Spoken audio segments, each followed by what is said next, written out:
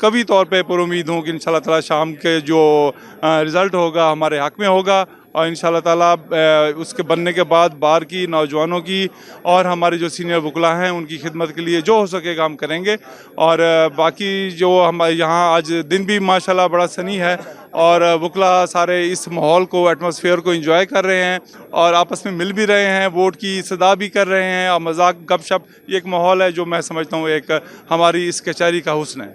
Polling बहुत बेहतर अंदाज में हो रही है और हमारे वकला में मोहब्बत भाईचारा बहुत पाया जाता है। कभी भी हमारी पोलिंग के दौरान कभी कोई मिसहैप नहीं हुआ, कभी किसी की इवन तलक कलामी भी कोई नहीं हुई।